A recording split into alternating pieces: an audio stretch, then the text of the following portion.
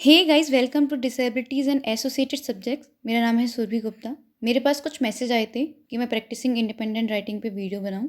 So here it is. Independent writing को समझने से पहले हम समझ लेते हैं व्हाट इज़ राइटिंग। हम बचपन से सुनते आ रहे हैं, राइट द ऐसे, टीचर डिक्टेट करते हैं, हम लिखते हैं। तो राइटिंग क्या है? क्या एक लैंग्वेज है, या वे ऑफ एक्सप्रेशन है, या फिर स्कूल में दिया जाने वाला एक टास्क है जिसको हम करते हैं, या सिर्फ पेपर और पेंसिल की स्किल है, मोड ऑफ लिंग्विस्टिक कम्युनिकेशन भी हो सकता है, या a way to conserve the thought. इसके एग्जांपल अगर हम लेते हैं कि पहले जो टाइम पे बुक लिख दी गई, किसी के माइंड में कोई थॉट आया और उसको लिख दिया गया, तो आज भी हम इतने सालों बाद भी उस चीज़ को पढ़ सकते हैं। तो क्या राइटिंग ये है? अगर आप आंसर देना चाहते हो तो 2 सेकंड के लिए आप पॉज कर सकते हो और अपना आंसर सेलेक्ट कर सकते हो। ओके, राइटिंग शायद हमने जो भी बताया ये है, या इससे भी कई ज़्यादा है। राइटिंग को जनरली हम डिफ़ाइन करते हैं तो language based expression of idea और थॉट होता है, जिसको हम अचीव करते हैं स्क्रिप्ट को शेयर करके, जो कि हमारी लैंग्वेज, हमारे कॉन्टेक्स्ट और हमारे वर्ल्ड नॉलेज को रिफ्लेक्ट करता है। अब अगर इंडिपेंडेंट राइटिंग की बात की जाए तो इंडिपेंडेंट राइटिंग 3 चीज़ों पे बेस्ड है। पहला responsive writing, second is prompted writing and the third is spontaneous writing. अगर हम रेस्पॉन्सिव राइटिंग की बात करते हैं तो इसके अंतर्गत क्वेश्चन आंसर्स आते हैं, और जो आंसर होते हैं वो कॉम्प्रिहेंशन बेस्ड होते हैं। यानी कि हमें अपने खुद से वो लिखने होते हैं, हमें चीज़ों का कितना बोध है, हम कितना ज्ञान ले रहे हैं चीज़ों से, उसके पर बेस्ड होते हैं। ये रोड पावर या मेमोरी बेस्ड नहीं होते। जैसे कि जब हम डिग्री कॉलेज में होते हैं तब सेम क्वेश्चन हर बच्चे को दिया जाता है उस क्लास के, सबका आंसर डिफरेंट हो सकता है कि सबका कंक्लूजन सेम निकले, लेकिन जो राइटिंग का तरीका है वो सबका सेम ही होगा। तो ये कॉम्प्रिहेंशन बेस्ड होता है। सेकंड इज़ प्रोम्प्टेड राइटिंग, जिसका मतलब है जो प्रेरित करती है राइटिंग, जैसे कि ऐसे लिखना, या कोई एक टॉपिक लिखा गया है उसका कंक्लूजन लिखना या उसकी समरी लिखना, ये प्रोम्प्टेड राइटिंग में आता है। स्पॉन्टेनियस राइटिंग की जब बात करते हैं तो सहज रूप से जो राइटिंग जो किया जाता है, जो खुद से लिखा जाता है, सहज रूप से जो आता है, जिसका एक्सटर्नल कोई भी डिमांड नहीं होती। जैसे कि हम किसी को जब लेटर लिखते हैं तो स्वतंत्र रूप से लिखते हैं, हमारे ऊपर कोई प्रेशर नहीं होता। जब हम किसी को मैसेज लिखते हैं, हम बहुत सारे लोगों को डायरी राइटिंग की आदत होती है, तो वो सहज रूप से लिखी जाने वाली राइटिंग है, जिसपे किसी भी एक्सटर्नल डिमांड जिसमें नहीं होती है। इसके साथ साथ इम्पोर्टेंस क्या है, इंडिपेंडेंट राइटिंग जो होती है वो कॉन्टेक्स्ट, पर्पस और वर्ल्ड नॉलेज पे डिपेंड करती है, ना कि लैंग्वेज और स्क्रिप्ट पे। मैं आपको बता दूं कि स्क्रिप्ट को जब हम डिफाइन करते हैं तो script means a particular set of graphical symbols which represent a particular set of verbal symbols with in the context of a particular language. जैसे मान लीजिए कोई भी लैंग्वेज है, जैसे मान लीजिए तमिल है, जिसको इंग्लिश के सिंबल्स को यूज़ करके लिख दिया गया। आप उसको समझ तो रहे हो स्क्रिप्ट को, लेकिन आप क्या आप उसको कॉम्प्रिहेंड कर पा रहे हो? क्या वो आपको समझ आ रही है कि वो क्या लिखा हुआ है? इसी प्रकार से अगर इंग्लिश में एक सेंटेंस लिखा हो, I am a teacher by profession, अगर ये सेंटेंस है, तो आप इसको रीड भी कर पा रहे हो, आप स्क्रिप्ट को समझ भी रहे हो, और आपको उसका बोध भी हो रहा है कि ये सेंटेंस हमसे क्या कह रहा है।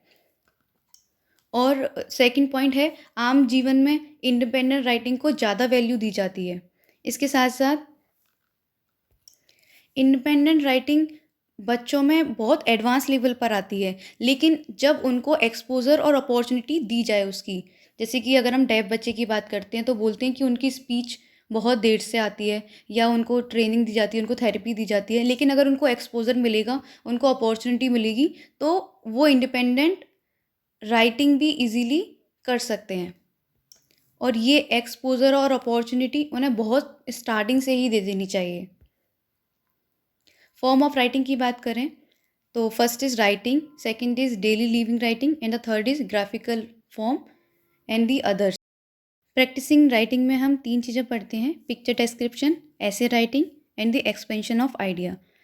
पिक्चर डिस्क्रिप्शन में भी एक पूरा फॉर्मेट होता है, जैसे कि जब आपको कोई पिक्चर दे दी जाती है और आपको उसको डिस्क्राइब करना होता है वर्ड्स में, आपको लिखने होता है कि आपको किस तरीके से उस पिक्चर को आप देख रहे हो, कॉम्प्रिहेंड कैसे कर रहे हो। सबसे पहले तो आपको सिलेक्शन करना है एक एप्रोप्रिएट पिक्चर का, जिस पर आप लिख सको, जिसको आप डिस्क्राइब कर सको। उसके बाद जो मेन इश्यूज़ हैं उस पिक्चर्स में, उसको देखना है कि क्या क्या चीज़ें हैं जिसको हम डिस्कस कर सकते हैं। इसके साथ साथ क्योंकि आप एज अ टीचर काम करोगे, तो आपका रोल क्या है, आपको एक बच्चे को एप्रोप्रिएट पिक्चर सिलेक्ट करके देनी है, और आप खुद से भी उसको आइडिया दो कि किस किस तरीके के टॉपिक्स इस पिक्चर में रिलेट करते हैं जिसको आप डिस्कस कर सकते हैं।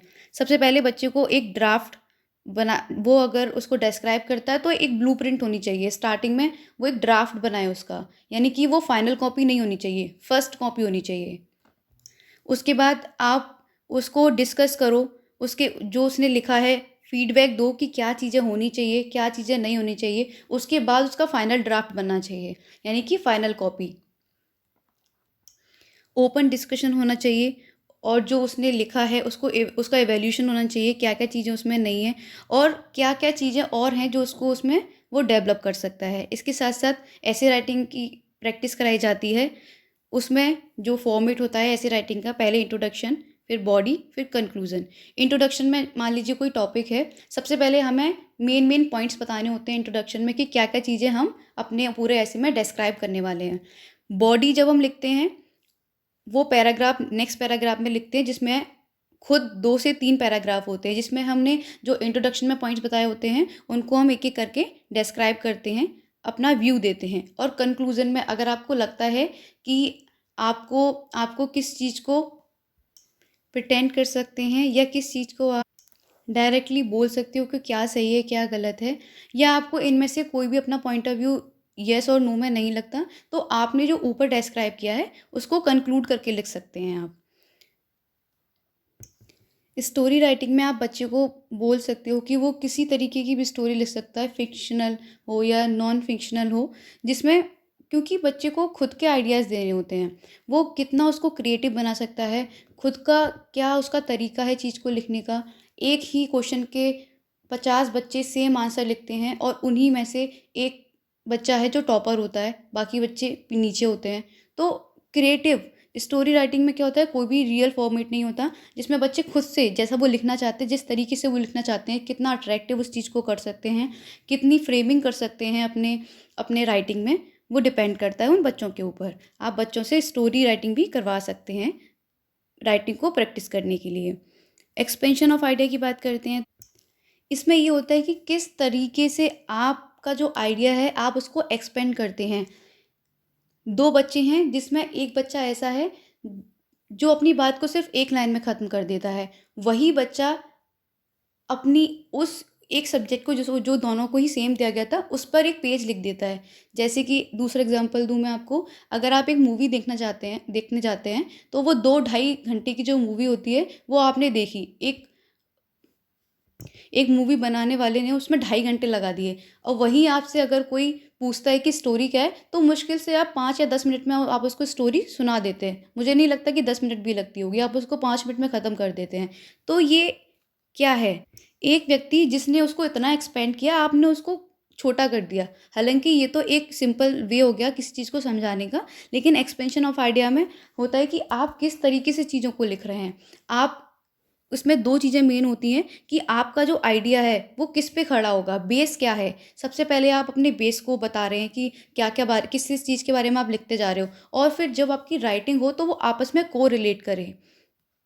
ऐसा ना हो कि आप बहुत सारा लिख रहे हो और सामने वाला उसको जोड़ ही नहीं पा रहा, उसको कनेक्ट ही नहीं कर पा रहा कि वो पढ़ क्या रहा है आखिर, आपने क्या लिखा है, ऐसा नहीं होना चाहिए। आपका जो पूरा सर्कल है वो आपका जो मेन थीम है, जो मेन आइडिया है उसके आस-पास ही घूमता रहना चाहिए, ताकि जो व्यक्ति जो आपकी राइटिंग को पढ़ रहा है, उसको समझ में आ जाए कि आखिर आप उसको बताना क्या चाहते हो, वो चीज़ों को रिलेट कर सके।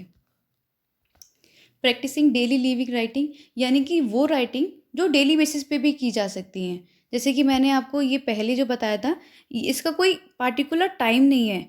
आपको जब कहा जाएगा तब आप इसको करेंगे, या फिर आपका जैसे स्टोरी राइटिंग है, जब भी आपका मन किया आपने तब लिख दिया। लेकिन प्रैक्टिसिंग डेली लिविंग राइटिंग में 3 चीज़ें आती हैं: एप्लीकेशन, एजेंडा मिनट्स और नोट टेकिंग। एप्लीकेशन, जैसे कि आपको पता है कि हम किसी को जब एप्लीकेशन लिखते हैं, एप्लीकेशन या लेटर जब हम किसी को लिखते हैं, तो वो किस तरीके से लिखा जाता है, ये आपको फॉर्मेट यहाँ पे मैंने दिखाया हुआ है। इसके बाद जब हम एजेंडा मिनट्स की बात करते हैं तो जैसे इसमें लिखा हुआ है, एजेंडा वो डॉक्यूमेंट्स होते हैं जो पहले से दे दिए जाते हैं उन लोगों को जो मीटिंग को अटेंड करने वाले होते हैं। जैसे कि आपने देखा होगा जब कोरोना चल रहा था तब वर्चुअली लोगों से कनेक्ट हो रहे थे मीटिंग के थ्रू। तो क्या था कि आपको पहले से ही एक नोटिस दे दिया जाता था कि कौन कौन उसमें शामिल होगा, कितने लोग उसमें शामिल होने वाले हैं, कितनी लिमिट्स है, कितने टाइम पे होगा, क्या टॉपिक होने वाला है। तो ये सारी चीज़ें एजेंडा के अंतर्गत आती हैं कि प्रायर नोटिस उनको दे दिया जाता है कि क्या क्या चीज़ें मीटिंग में डिस्कस होने वाली हैं, क्या टाइमिंग रहेगा, कौन कौन स्पीकर है वहाँ पे, क्या टॉपिक डिस्कस होने वाला है। मिनट्स की जब हम बात करते हैं तो इसको ऐसे समझ सकते हैं कि मान लीजिए कोई लाइव मीटिंग चल रही है और एक रिपोर्टर वहाँ बैठा हुआ है जो अपनी बात को शॉर्टकट में वहाँ पे लिख रहा है। मीटिंग मिनट्स वे नोट्स होते हैं जो मीटिंग के दौरान रिकॉर्ड किए जाते हैं। वे उन प्रमुख मुद्दों पर प्रकाश डालते हैं जिन पर चर्चा की जाती है, जिन प्रस्तावों या प्रस्ताव पर मतदान किया जाता है और किए जाने वाले क्रियाकलाप। बैठक के मिनट आमतौर पर समूह के नामित सदस्य द्वारा लिए जाते हैं। उनका कार्य बैठक के दौरान ट्रांसपायर्ड होने का एक सटीक रिकॉर्ड प्रदान प्रदान करना है। ये एक तरीके से रिकॉर्ड होता है कि मीटिंग के दौरान क्या क्या चीज़ें हुई हैं, क्या क्या चीज़ें डिस्कस हुई हैं, वो सारा रिकॉर्ड रखा जाता है। ये इसलिए होता है कि अगर मान लीजिए कि कभी उसको खोल के पढ़ा गया तो इंसान जो उसको पढ़ रहा है वो उसको ईज़िली समझ सके कि क्या-क्या चीज़ें हुई थी उस मीटिंग में, क्या-क्या डिस्कशन हुआ था। तो ये सारी चीज़ें मिनट्स में आती हैं।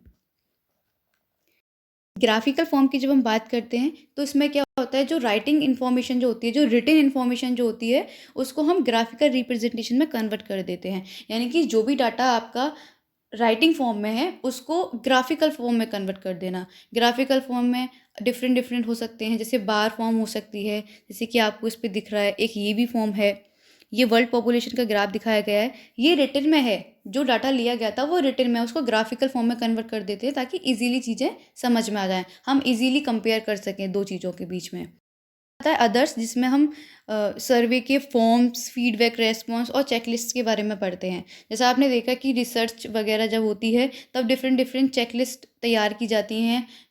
चेकलिस्ट के भी अपने अपने टाइप होते हैं, डिफरेंट डिफरेंट फॉर्म्स होते हैं।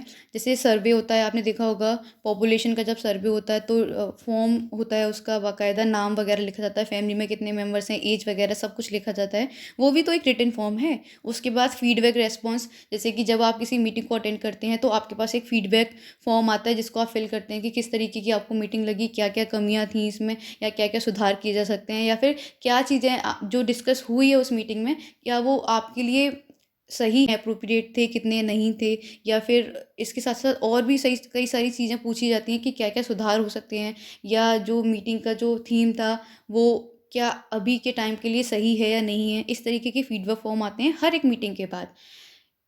चेक लिस्ट होती हैं डिफरेंट डिफरेंट प्रकार की, जिसमें व्यक्ति अपना रेस्पॉन्स देता है।